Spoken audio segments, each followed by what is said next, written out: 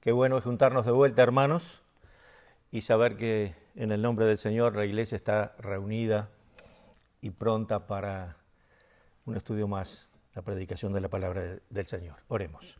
Gracias, Señor, por este gran día, el día del Señor. Y júntanos alrededor de tu palabra, júntanos alrededor de este Espíritu, tu Espíritu Santo, para que podamos comprender más de ti. Gracias otra vez por esta oportunidad. Bendice nuestras vidas, bendice nuestra predicación, que en los corazones, en las mentes, haga la obra que tú quieres. Así quedamos en tu presencia, en el nombre de Cristo nuestro Señor. Amén.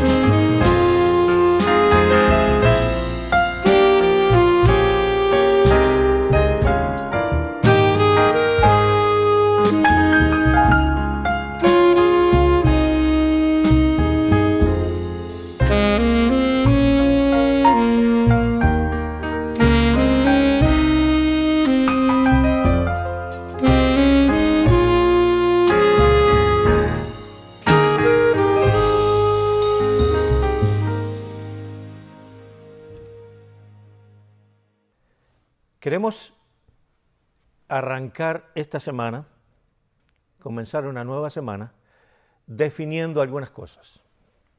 La iglesia. ¿Qué es la iglesia? Hoy los templos están vacíos. Hoy los templos, los edificios están sin las personas. ¿Pero qué es la iglesia? ¿Verdad que no concebimos la idea de solo un edificio? La iglesia del Señor, según la palabra, según lo que vamos a ver, es usted y yo, las personas. Dice Mateo, capítulo 16, verso 18, y yo también te digo que tú eres Pedro, y sobre esta roca edificaré mi iglesia. Entonces, ¿qué es la iglesia? ¿Cuál es el fundamento de la iglesia? Según Mateo 18, el Señor dijo, Jesucristo dijo, edificaré mi iglesia. Y dice además algo sobre el trabajo de la iglesia, sobre el desempeño de la iglesia. Y las puertas del Hades no prevalecerán contra ella. Vamos a volver a esto luego, pero definamos un poquito de dónde sale esa frase. Pedro estaba respondiendo a una pregunta del Señor, porque Jesús les había dicho, ¿quién dicen los hombres que es el Hijo del Hombre? Ellos dijeron, unos dicen que Juan el Bautista, otros Elías y otros Jeremías, o alguno de los profetas. Él les dijo, ¿y vosotros? ¿Quién decís que soy yo? La pregunta fue al grupo pequeño, al grupo de los apóstoles. Ustedes, ¿qué dicen que soy? ¿Quién soy yo? Definan quién soy yo. Entonces, respondió Simón Pedro. ¿Usted pensaba que iba a ser otra persona? No, todos sabíamos que iba a ser Simón Pedro el que iba a responder, el que se atrevería a ser el primero en decir algo respecto a la pregunta de Cristo. Le respondió de esta manera, tú eres el Cristo, el Hijo del Dios viviente. Entonces, Jesucristo le respondió, y aquí comienza nuestro desarrollo. Responde Jesús a la declaración de Pedro. Tú eres el Cristo, el Hijo del Dios viviente, en el versículo 16. ¿De dónde sacó Pedro todo esto? Dice que fue una revelación directa de Dios. Fíjese conmigo, porque no te lo reveló carne ni sangre, sino mi Padre que está en los cielos. El Señor Jesucristo atribuyó esa revelación directa de parte de Dios. Al impulsivo Pedro, sí. No era tan sabio para hacer una definición así. Fue una revelación. Y nosotros no podemos hacer ninguna afirmación respecto a Cristo o a Dios si no es por la revelación de la palabra del Señor. Porque no somos doctos, no somos entendidos, al contrario, nos hace falta tanto todavía. Y Pedro era un hombre común, no tenía la teología, no tenía el estudio, no tenía cómo reunir información, pero conocía al Señor, conocía a Cristo.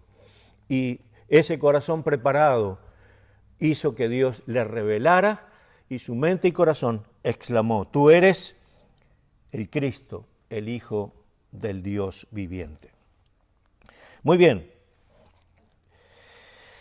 El punto 3 que vamos a ver es ¿qué es la roca? Cuando Jesús dice, y yo también te digo que tú eres Pedro y sobre esta roca edificaré mi iglesia. ¿Qué es la roca? Naturalmente no está hablando de Pedro. Naturalmente no está hablando de la persona de Pedro. Sí está hablando sobre la declaración de Pedro. ¿Cuál fue la declaración? Tú eres el Cristo, el Hijo del Dios viviente. Eso es un fundamento tremendo para la fe cristiana.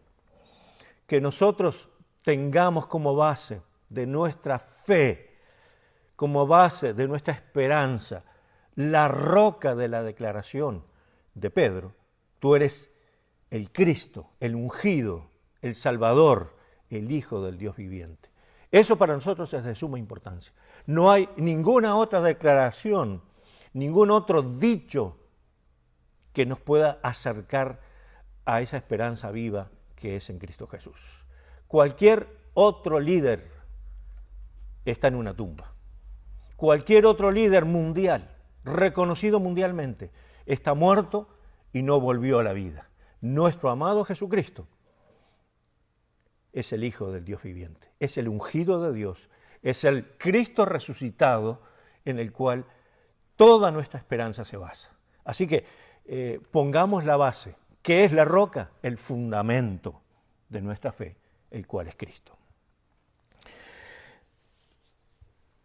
Cuando el Señor explica esto, le dice, yo también te digo que tú eres Pedro. La palabra usada aquí es Petros, pero cuando dice, y sobre esta roca, la palabra cambia para Petra. Estas palabras no pueden mezclarse. Una es un nombre de una persona, el otro es un objeto, en este caso la roca. Entonces, no estamos hablando, como algunas religiones dicen, que el apóstol Pedro es la piedra o la roca. Estamos hablando de la declaración de Pedro. Si esto no es una roca, nada se compara a algo como la fortaleza de una roca. La gente está equivocada en poner y adjudicar a un hombre la trayectoria de la vida cristiana o todo el fundamento en una persona. Nosotros estamos fundados en la roca, que es el Señor Jesucristo, en esa declaración de Pedro, porque el Señor Jesús lo admite como cosa cierta. Admite la declaración de Pedro como una roca y, cuidado, lo vamos a ver más adelante, pero en algunos casos esta roca es tropiezo para la gente. Es tropiezo para la gente. Muy bien. Si usted quiere comparar, y si queremos comparar juntos, vayamos a la primera carta de Pedro, porque Pedro habla de las cosas también que él interpreta, y él está bueno en este sentido, porque habla y aclara sobre la roca. La primera de Pedro, capítulo 2, versos 4 y 6, el apóstol Pedro habla de esta manera: acercándoos a él, Cristo, piedra viva, desechada ciertamente por los hombres, mas para Dios escogida y preciosa. Acercándonos a él es Jesucristo y le llama piedra viva, desechada ciertamente por los hombres, mas para Dios escogida y preciosa. El versículo 6 dice: he aquí pongo en Sión la principal piedra del ángulo, escogida, preciosa. El versículo 7, Él es precioso. Él es precioso, hablando de Cristo. Hermanos, Pedro se encarga de aclarar la situación, que Él no es la roca, sino que la roca preciosa y escogida es el Señor Jesucristo. Y nosotros somos parte de esa iglesia. Somos parte de la iglesia. Algo interesante sobre la concordancia que tiene Pedro con la declaración y el sí de Cristo en Mateo capítulo 16, es que es piedra viva, que es escogida, que es preciosa y que es la principal piedra del ángulo. Esto quiere decir la roca que se ponía en la esquina de un edificio para sustentar el edificio. Entonces, tenía que ser una piedra de calidad, una piedra de dimensiones que soportara un edificio encima. Entonces, había que escogerla, había que tomarla y tomar en cuenta todo el peso que iba a llevar. Y el Señor Jesucristo dice: edifiquen sobre mí, yo voy a aguantar, yo voy a soportar la iglesia, yo la estoy construyendo. Mis hermanos, cuando la gente se pone para sí el mérito, los predicadores llamados en esta carrera espiritual que hay, apóstoles y profetas y otros patriarcas, cuidado, ¿qué de Cristo? ¿Qué del Señor? El ungido de Dios. Él es la piedra. No se basa en ningún hombre, en ningún ministerio. La iglesia del Señor se sustenta en el Señor Jesucristo. Y yo creo que tú en tu sala vas a decir amén, y tus hijos van a decir amén, porque es así. El apóstol Pablo concuerda con todo esto. Yo les leo en Efesios capítulo 2, verso 20 y 22, edificados sobre el fundamento de los apóstoles y profetas, siendo la principal piedra del ángulo Jesucristo mismo, en quien todo edificio bien coordinado va creciendo para ser un templo santo en el Señor, en quien vosotros también sois juntamente edificados para morada de Dios en el Espíritu. Nosotros somos la iglesia. El templo está vacío. Los auditorios están vacíos. Nunca lo había pensado. Algún día podía pasar, pero nunca lo había pensado. ¿Pero la iglesia del Señor está vacía? No. La iglesia del Señor, dice, es la gente que cree en el Señor. Tú y yo. Y dice, en quien vosotros también sois juntamente edificados para morada de Dios en el Espíritu. Si mora el Señor en nosotros, no en estas paredes, si mora en nuestro corazón, esa es la iglesia. Esa es la diferencia tremenda que hay entre un templo físico, de material, si viene un viento se lo lleva, si viene un terremoto se cae. Esa es la diferencia entre algo físico y algo espiritual. Tú eres la iglesia. Tú, tu familia, los creyentes somos la iglesia. Y no podemos de ninguna manera darnos la oportunidad de pensar diferente. Cristo nos habla de que somos edificados para morada de Dios en el Espíritu. Esto es fundamental porque debemos nosotros seguir adelante. El constructor, entonces, es el Señor. Lo que vemos en esta declaración de Cristo, yo edificaré mi iglesia, dijo el Señor, vemos una iglesia en acción, en movimiento. Dice, edificaré mi iglesia y las puertas del Hades, o sea, del infierno, no prevalecerán contra ella. Una iglesia en movimiento es una iglesia que no se encierra.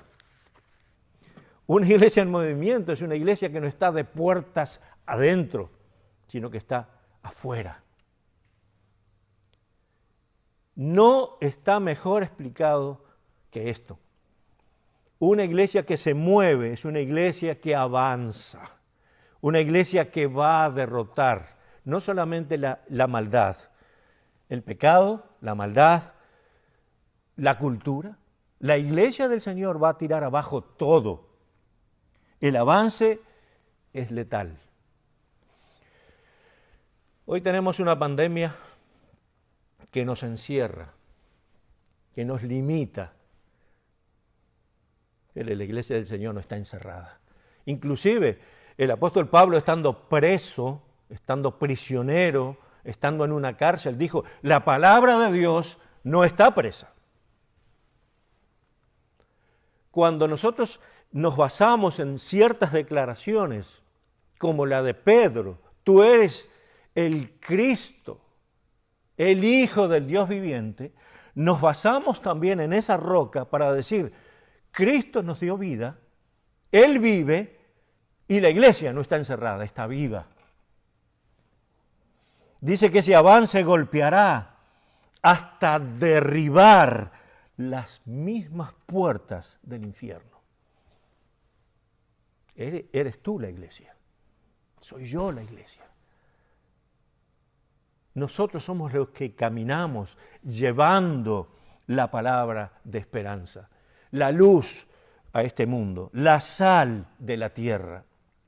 Nosotros somos los que con la verdad golpearemos las puertas mismas del infierno y ellas no permanecerán en pie, porque la verdad las destruirá. Tú eres la iglesia. Yo soy la iglesia. No hay motivo alguno para apocarse ni para decir soy poca cosa. Por nosotros Cristo murió, por nosotros Cristo resucitó. La iglesia es un avance espiritual. La iglesia es usted. ¿Quiere tener de Dios la victoria? Quédese encerrado, pero a la vez libre. Deje que Dios le use, deje que Dios le reconforte. Permita que Dios con su Espíritu Santo haga en usted un altar. En usted un altar. Porque todos pasamos más tiempo estudiando la palabra en estos días. No hay tantas distracciones, no hay tanto entretenimiento. Todos pasamos mejor. Hemos orado más que nunca. Hemos pensado más que nunca. Nuestras noches son de pensamientos abiertos hacia el Dios creador, poderoso. Y nuestro futuro, aún incierto aquí en la tierra, es perfectamente posible con un Dios que nos ama. Porque si vivimos, para Él vivimos. Y si morimos, para Él morimos. Sea que vivamos o que muramos, somos del Señor. La iglesia ha sido comprada a precio de rescate. Todo creyente en Cristo, según Juan 1:12, a todos los que le recibieron, a los que creen en su nombre, les dio el derecho de ser llamados hijos de Dios. Somos la iglesia. Todo el que le recibió, todo el que se arrepintió de sus pecados, todo aquel que experimentó un nuevo nacimiento, todo el que limpió su pecado en la sangre del Cordero de Dios que quita el pecado del mundo, todos somos la iglesia. La iglesia es usted. ¿De quién es el fundamento? Permítame ir a la carta del apóstol Pablo, la primera de Corintios, y mirar algo precioso allí. Para mí no hay otra cosa mejor dicha que esta. Primera de Corintios capítulo 3, versículos 10 y 11. Conforme a la gracia de Dios que me ha sido dada, yo como perito arquitecto puse el fundamento, la roca, entiéndase ahí, y otro edifica encima, pero cada uno mire cómo sobreedifica, porque nadie puede poner otro fundamento que el que está puesto, el cual es Jesucristo. ¿En qué se basa una iglesia? Hoy estamos viendo personas que con una iglesia grande de miles de personas tienen problemas financieros, porque la gente no está ofrendando, no está haciendo los aportes que ellos pensaban en un tiempo normal. Ahora, ¿de eso depende la iglesia? ¿Depende la iglesia de las finanzas? No. Al principio la iglesia eran grupos en casas. Ahí partían el pan, ahí hacían las oraciones, ahí tenían la predicación, ahí se ganaban las almas. Si tenemos que volver a esa época, debemos estar preparados. Pero una mega iglesia reclamando fidelidad de los que diezman para sostener la iglesia, eso no va a ser posible. La iglesia se sustenta de personas redimidas en la sangre de Cristo. Se sustenta en la roca que es Cristo y no hay otra forma de ir adelante. El Señor esté con nosotros, el Señor esté acompañándonos y que cada uno tenga en cuenta la promesa del Señor. Tú serás utilizado por el Señor para derribar las puertas del infierno, la maldad que atrapó este mundo. Estés dispuesto, por favor. Ponte al servicio del Señor. Ora más, porque cuando esto termine, tenemos trabajo afuera para hacer. Tenemos corazones que estarán deseosos de oír lo que tú has experimentado. Tendremos oportunidades, casas abiertas, corazones dispuestos. Y tú harás la obra pasándoles todo este conocimiento que Dios te dio. Tú eres la iglesia. Por ti Cristo murió. No somos importantes en nosotros mismos, ni por nuestros méritos. La iglesia que Él compró,